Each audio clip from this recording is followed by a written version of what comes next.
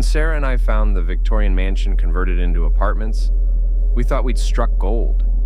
A 3-bedroom unit with original hardwood floors, crown molding, and bay windows for half the market rate, in Boston's historic district. It seemed too good to be true.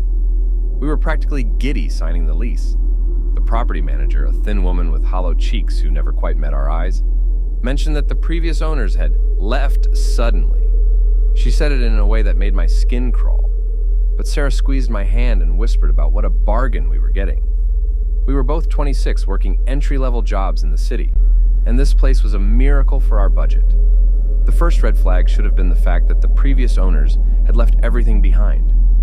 Not just furniture, although there was plenty of that, but personal items too. Family photos still hung on the walls, though something about them seemed off. I couldn't quite put my finger on it until Sarah pointed out that in every single picture, the couple's faces were turned slightly away from the camera. We found the letter on our second night. It was tucked inside a leather-bound journal in the master bedroom's walk-in closet. Sarah was hanging up her dresses when she called out to me. Alex, come check this out. Previous owners left us their crazy manifesto or something.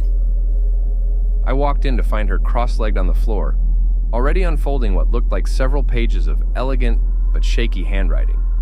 She patted the space beside her, and I sat down as she began to read aloud in an exaggerated, spooky voice. Dear new residents, we hope you'll forgive us for leaving our belongings behind. After 15 years in this apartment, we've discovered it's better to leave some things undisturbed. We wish we'd had someone to warn us when we first moved in, so please take these rules seriously. Your lives depend on it. 1. The mirrors in this apartment are original to the building. Under no circumstances should you remove or replace them. They serve a purpose. If you notice that your reflection sometimes moves a fraction of a second after you do, this is normal. Do not acknowledge it. 2. The grandfather clock in the living room must be wound every Sunday at exactly 3:17 p.m., not 3:16, not 3:18. If you miss a winding, you'll hear knocking from inside the clock case that night. Do not open it to investigate, no matter how persistent the knocking becomes. 3. The third bedroom is not actually a bedroom. Yes, it appears to be one during the day, but from sunset to sunrise, it serves another purpose.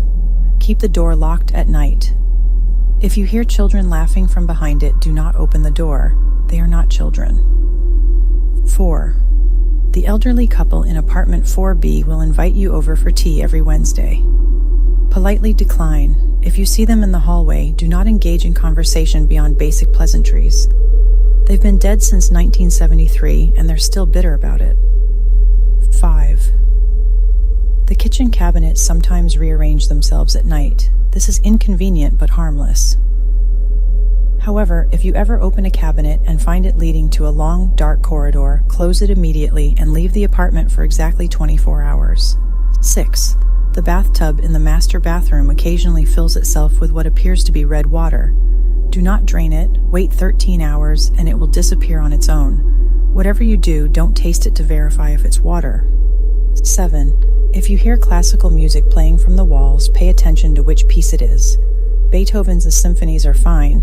Mozart means something is about to happen. If you hear Bach's toccata and fugue in D minor, leave immediately and don't return for 3 days. 8.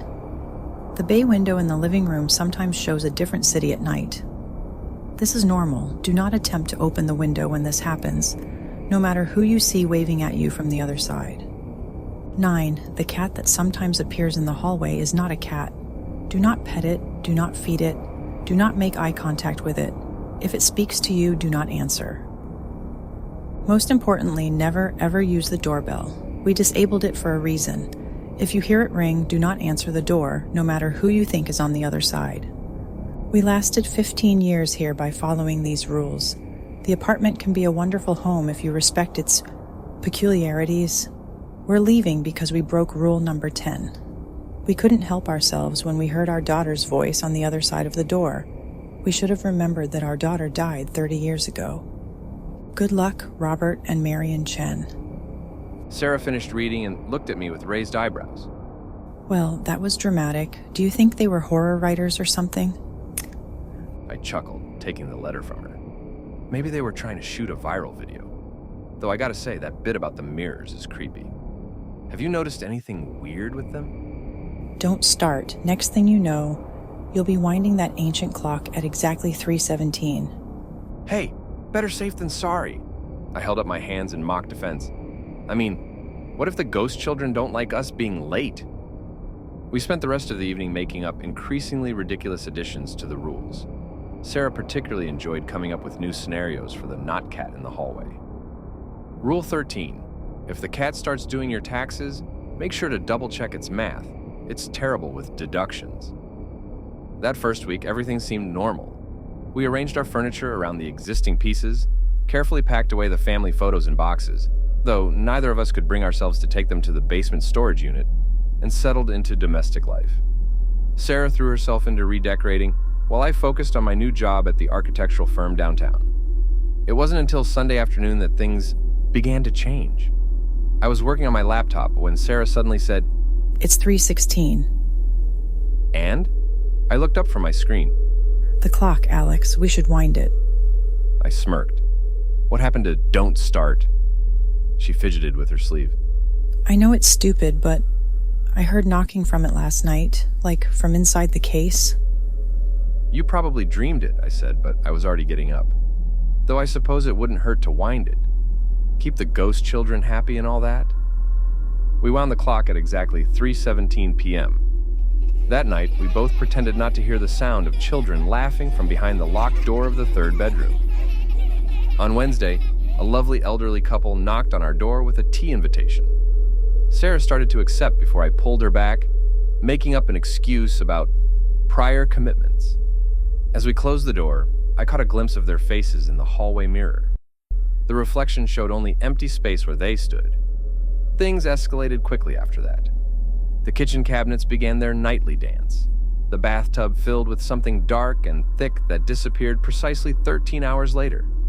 Bach's toccata and fugue drifted through the walls one evening, and we spent 3 nights in a hotel, telling ourselves we were being ridiculous even as we shuddered at the thought of going home. But we adapted. We learned to live with the apartment's quirks, just as Robert and Marion Chen had done. We developed routines around them. Wind the clock on Sundays. Decline Wednesday tea invitations. Ignore the not cat in the hallway. Close cabinets that shouldn't lead anywhere. Never acknowledge our lingering reflections. We might have managed indefinitely if it weren't for the doorbell. The doorbell rang on a quiet Tuesday evening, 3 months after we moved in. Sarah was cooking dinner in the kitchen, and I was setting up a movie in the living room. The sound was so unexpected that at first, I didn't recognize it for what it was. Then it rang again. Alex? Baby, are you there? Please let me in. I froze. Sarah's voice, but Sarah was in the kitchen. I could still hear her humming as she stirred something on the stove. The doorbell rang a third time. Alex, something weird is happening. Please open the door. I walked to the kitchen entrance. Sarah stood at the stove, still humming, completely oblivious. The voice outside was perfect. Every inflection, every subtle characteristic that made it uniquely Sarah's. Alex, I can see you through the peephole. Please, I'm scared. Sarah finally noticed my expression. What's wrong? You look like you've seen a... The doorbell rang again and her own voice cut her off. Alex, please, it's Sarah. Let me in. She dropped the wooden spoon she was holding. We both stared at the front door as the doorbell kept ringing, Sarah's voice becoming more desperate, more pleading. Then it changed tactics. Baby, something's wrong with my key. I just need to come inside and then we can figure this out together. Don't you trust me? We backed away from the door together, even as the voice became more frantic, more angry. We spent the night in the furthest room from the front door, holding each other as the doorbell rang endlessly, and Sarah's voice cycled through, begging, threatening, and crying. When dawn finally came, the voice stopped. We packed what we could carry and left everything else behind, including the letter for the next residence. 2 weeks later, while staying at Sarah's sister's place, I was scrolling through old newspaper archives, trying to find information about the building's history. That's when I found the article from 16 months ago. Elderly couple found dead in historic apartment. Robert Chen, 73, and Marion Chen, 71, were discovered in their apartment after neighbors reported a terrible smell. According to police reports, the couple appeared to have died 3 weeks prior to discovery. The apartment door was found open, and evidence suggests they had welcomed someone inside.